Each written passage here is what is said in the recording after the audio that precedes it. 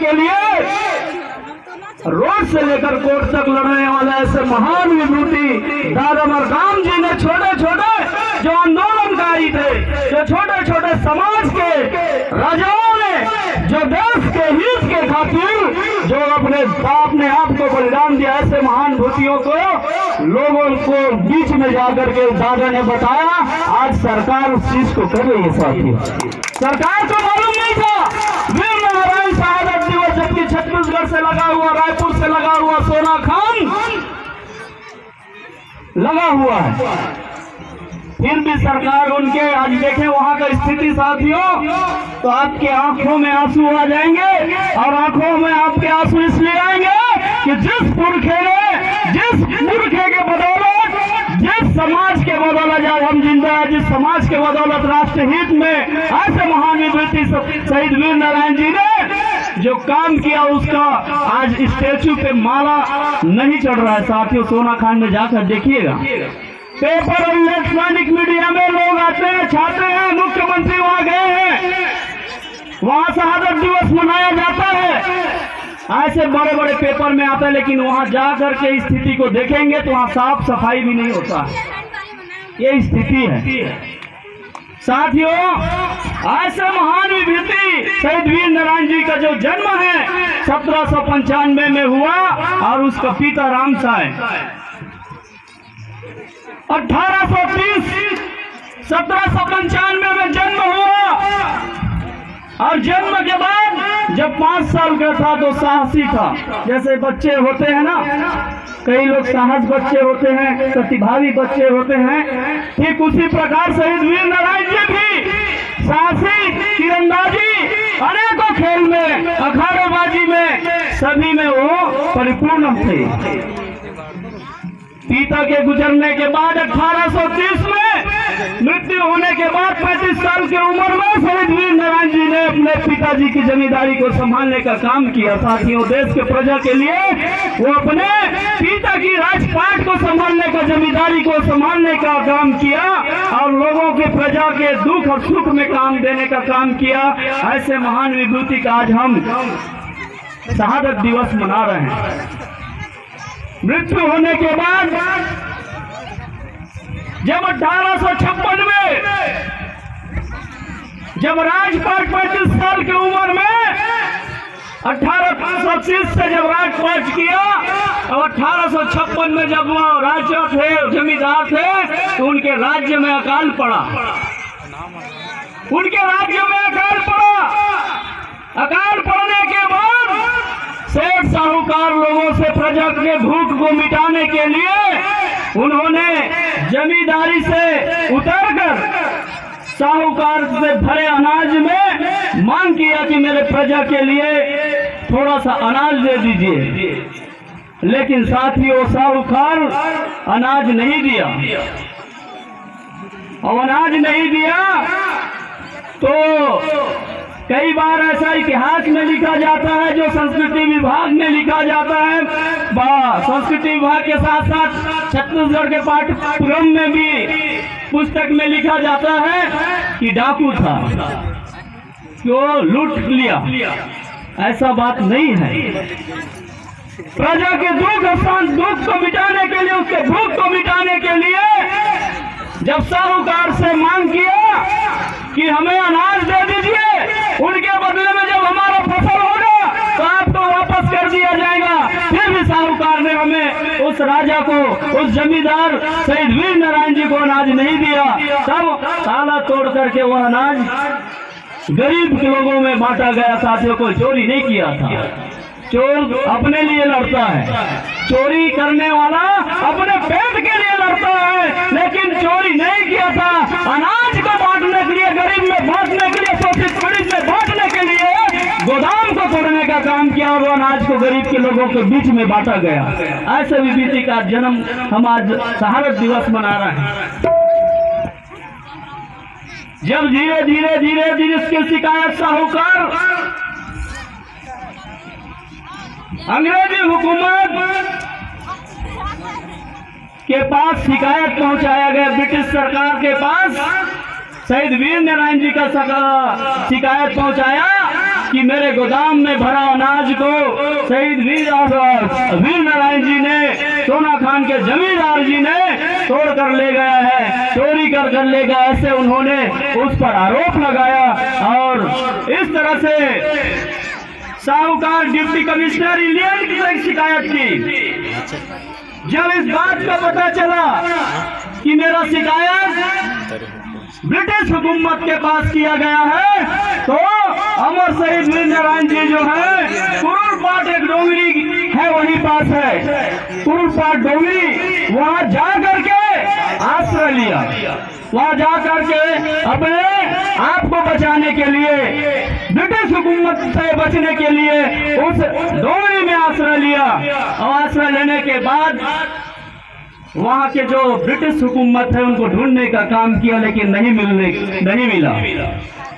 जब नहीं मिला, ब्रिटिश सरकार ढूंढते रहे, नहीं मिला, तो लोगों को पता चला, वीर नारायण जी को पता चला कि मुझे ढूंढ रहे, ब्रिटिश सरकार ढूंढ रहे हैं, लेकिन नहीं मिल पा रहा है। उनको भी मालूम था कि जहां वो गया था किसी को पता नहीं था, लेकिन वहीं पास उनके बहनोई का जमींदारी, जहां जवारी देवरी नामक का जमींदार था, वहां उनके बहनोई रहता था। और ब्रिटिश सरकार से मिले और उनको पकड़वा दिया गया और उस पर इल्जाम लगाया गया कि वो छलपूर्वक देशद्रोही, लुटेरा, बेबुनियाद आरोप उन पर लगाया गया। और इस तरह से छल कपट के साथ अपने बहनोई के साथ, उनके बहनोई जो है शहीद वीर नारायण जी को पकड़वाने का काम किया। और अंग्रेजों के हाथ में, ब्रिटिश सरकार के हाथ में शहीद वीर नारायण जी पकड़ा गया। जब पकड़ा गया तो साथियों, मैं बता देना चाहता हूं, पकड़ने के बाद भी ब्रिटिश सरकार के जो नीतियों का विरोध करते रहे। आज पाठ्यक्रम में कुछ भी पढ़ाया जा रहा है हमारे बच्चों को, अब बच्चे पढ़ रहे हैं। जैसा भी माधव दादा ने कहा है कि शहीद वीर नारायण गौड़ समाज के थे, लेकिन आज पाठ्यक्रम पुस्तक में माध्यमिक शिक्षा मंडल के द्वारा लिखाया जाता है कि बिंजवार जाति का है। तो मैं बता देना चाहता हूं प्रशासन को इस मंच के माध्यम से कि आदिवासियों के साथ जो खिलवाड़ किया जा रहा है, आदिवासियों के जो संस्कृति सभ्यता के साथ खिलवाड़ किया जा रहा है, उनको नहीं बख्शेंगे, चाहे वो कोई भी हो, चाहे हमारा घर का बाप क्यों ना हो, क्योंकि हमारे संस्कृति से जुड़ा अगर कोई हस्तक्षेप करेगा साथियों, उनको ये गुनवाना कभी माफ नहीं करेगी। जब ब्रिटिश सरकार के हाथों में पकड़ा गया, उनके नीतियों को नहीं माना, तो 10 दिसंबर 1857 को शहीद वीर नारायण जी को पकड़ करके रायपुर के जय स्तंभ चौक में लाया गया। ऐसा पहला मामला है साथियों।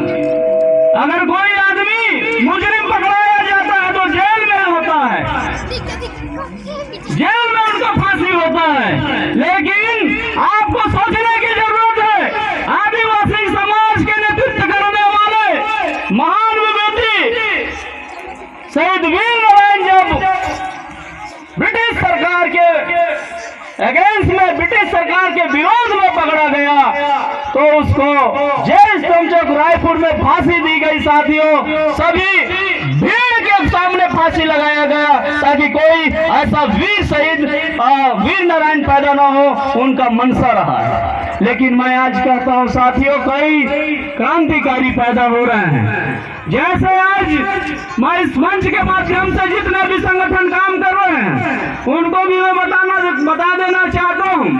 बाबा साहब ने अपने कोटेशन में कहा था कि संगठित रहो, संघर्ष करो, शिक्षित बनो। बाबा साहब ने अपने कोटेशन पुस्तक में लिखा था, अपने कोटेशन में कहा था कि संगठित रहो, शिक्षित रहो, संघर्ष करो। लेकिन आज लोग संगठित संगठित नहीं है, संगठन बनाने में सब लगे हुए हैं साथियों। चाहे नाना प्रकार का संगठन हो, उस समाज को बांटने में लगे हुए हैं और बोलते हैं कि हम समाज सेवा करना चाहते हैं। मैं वो मानना चाहता हूं, अगर समाज में संगठन बना है, समाज में अगर कोई नीति बना है, समाज में अगर कोई संगठन बना है, उस संगठन में आइए, काम कीजिए, निश्चित रूप से हम सफल बनेंगे। जो बाबा साहब ने जो सपना देखा था कि हम संगठित होकर के इस देश में राज सत्ता करेंगे, निश्चित रूप से मैं उनका कोटेशन को स्मरण करता हूँ और याद करता हूँ तो सामने झलकता है कांशीराम छायल जी का आंदोलन। कोरबा से शुरुआत हुआ था, छत्तीसगढ़ से शुरुआत कोरबा से हुई थी और मध्य यूपी में जाके 3 बार सरकार बसपा का बन गया, बहुजन समाज पार्टी का बन गया। ठीक उसी प्रकार कोरबा के तिवरता गांव से मनोहर गठन पार्टी का शुरुआत हुई है और पूरे देश में डंका बजने वाली है सरकार बनेगी। ये निश्चित रूप से आंदोलन को मुझे चेतावनी देना पड़ रहा है और करना पड़ रहा है। साथियों, आंदोलन का कोटेशन जब पढ़ोगे, जब दादाजी के बारे में आप सोचोगे, दादाजी का कोटेशन पढ़ोगे, दादाजी के बारे में आप विचार करोगे, हमारे जैसे हम लोग भी, मैं भी पहले किसी और पार्टी में था, नाम नहीं लेना चाहता, जितना उस पार्टी का नाम लोगे उनका नाम वजन बढ़ जाता है। और दादाजी कहते हैं कि जो आदमी वजन बढ़ रहा है उनके सामने बड़ा लकीर पैदा करो, ऑटोमेटिक छोटा हो जाएगा। तो उनका नाम लेने से उनका नाम हो, चाहे वो दुश्मन हो चाहे वो साथी हो, नाम लेने से उनका वजन बढ़ जाता है, दुश्मन का भाव और भाव बढ़ जाता है। इसलिए नाम लेना नहीं चाहता। मैं भी किसी अन्य दल पे काम करता था और काम करते करते दादाजी ने जब, अब बात खुल गई तो बता ही देता हूँ, मैं भी किसी छत्तीसगढ़ जब राज्य अलग हुआ तो उस समय मेरा उम्र 17 साल का उम्र था साथियों। 18 साल मेरा वोट डालने का नहीं था, लेकिन छत्तीसगढ़ विधानसभा के अध्यक्ष पंडित राजेंद्र शुक्ला जी जब मेरे यहाँ आए तो मैंने ताला लगा दिया, स्कूल का उद्घाटन नहीं करने दिया, क्योंकि मैं भी बचपन से दादाजी का विचार को देखा था। पार्टी में चाहे मैं नहीं था, पार्टी का मेरा दूसरा विचार था। जब 18 साल का मेरा उम्र हुआ, 19 साल का उम्र हुआ तो मुझे कांग्रेस का ब्लॉक अध्यक्ष बनाया गया। ये इंसान विधानसभा के अध्यक्ष को घेर सकता है, अपने गांव में ताला लगा सकता है, उद्घाटन नहीं करने दिया तो कहीं न कहीं इस पर वजन है, इस आदमी को पद दिया जाए। मेरे यहाँ एक ब्लॉक उपाध्यक्ष हुआ करती थी, महिला थी, रामकली पोटे, बहुत बोल्ड लेडी है। जब उनको पता चला कि ये हमारे अपोजिट में काम कर रहे तो राजेंद्र शुक्ला ने मेरे को आजीवन सदस्यता बनाया और मुझे ब्लॉक अध्यक्ष भी बनाया, जिस समय जोगी जी सीएम थे। धीरे धीरे मेरा आंदोलन बढ़ता गया, कांग्रेस में काम करता गया, आंदोलन बढ़ा, जोगी तक अच्छा हमारा संबंध रहा है। और संबंध ऐसा रहा है कि मैं आपको बताऊंगा तो हंसी आ जाएगा। हम 10 एकड़ से आप 3 एकड़ में आ गए हैं, ऐसा संबंध रहा है। क्यों संबंध रहा है? जोगी भी बहुत जोगी ही था, क्योंकि उनका कार्यक्रम कराने के लिए हम अपने घर के जमीन को बेचकर के ईश्वर गौरव महापूजन कराया। जब तक वो सांसद रहे, लोकसभा सांसद रहे मनोनीत, तब से हम उनका कोई कुकदूर से कार्यक्रम होता रहा। कोई कुकदूर में प्रथम कार्यक्रम रहा, हमारे बड़े भैया भी पत्र हम जगह आया करते थे, हम उन्हीं के भाई हैं। तो ये सपना जब दादाजी को आंदोलन छेड़ा, जब दादाजी को जब सीएम ने, मुख्यमंत्री ने, जोगी जी ने बुलाया कि दादा आपसे मुझे मुलाकात करना है, बंगले में आ सकते हो क्या? तो मैं उस समय जोगी जी के साथ खाना खा रहा था, उनके परिवार के साथ। जब दादाजी ने गया बात को रखे, दादाजी को चरण छूकर प्रणाम किए अजीत जोगी जी ने, और अपने बात को रखा कि जो काम मैं नहीं कर पा रहा हूँ दादा, वो काम सिर्फ आप कर सकते हो। तो मुझे लगा कि देश में अगर मुख्यमंत्री, छत्तीसगढ़ में मुख्यमंत्री अपना काम नहीं करा पा रहा है, ऐसे हीरा सिंह मरकाम में ऐसे क्या खासियत है जो ये काम, जो विधायक भी नहीं है उनके बाद भी ये काम कराने के लिए। तो मुझे समझ आया कि मैं छोटे नेता के साथ काम कर रहा हूँ। मैंने तुरंत इस्तीफा दिया, ब्लॉक अध्यक्ष जीवन सदस्यता समाप्त किया, गोंडवाना गणतंत्र पार्टी के मूवमेंट में है और आज लगातार 15 साल से काम करते आ रहा हूँ साथियों। 15 साल से काम करते आ रहा हूँ। आज सरपंच संघ उपाध्यक्ष हूँ कोटा ब्लॉक का। आज हमारे कोटा ब्लॉक में 30 से 35 विधायक, 30 से 35 सरपंच हमारे हैं। दादा ने कहा था कि आप वोट मांगने नहीं जाओगे बेटा, कि वोट मांगने जाओगे तो आप 500 में वोट खरीदोगे तो कोई आपके अपोजिट 1000 में वोट खरीदेगा। तो उसने कहा कि आप वोट मांगने मत जाओ, आप वोट बनाने जाओ, काम करो। मैंने काम किया और कोटा 103 ब्लॉक में मेरे से रिकॉर्ड मत कोई नहीं जीता है। 656 वोट से जीता हूँ। वो वोट बनाया मैंने, लोगों के लिए काम किया। ठीक उसी प्रकार गोंडवाना गणतंत्र पार्टी के मूवमेंट से जुड़े दादाजी ने भी समाज के लिए काम किया, हमारे लिए काम किया। हम लोग बार बार बोलते हैं कि दादाजी ने सपना देखा था, दादाजी ने सपना नहीं देखा था। दादाजी ने हमारे लिए सपना देखा था कि आने वाले पुरखा, आने वाले लोग, आने वाले युवा पीढ़ी राज सत्ता पर बैठे और शासन करे और गोंडवाना का फिर से शासन हो, सत्ता हो, फिर से वो सोने का सिक्का चले जो वीर नारायण सोना खान जैसे हीरो के दम पर चला करते थे। फिर से आज वही सोन का सिक्का गोंडवाना में लहराए, इसी आशा के साथ मैं अपने वाणी को विराम देता हूँ। जय सेवा, जय सफड़ा पेन बना के रहेंगे गोंडवाना गणतंत्र।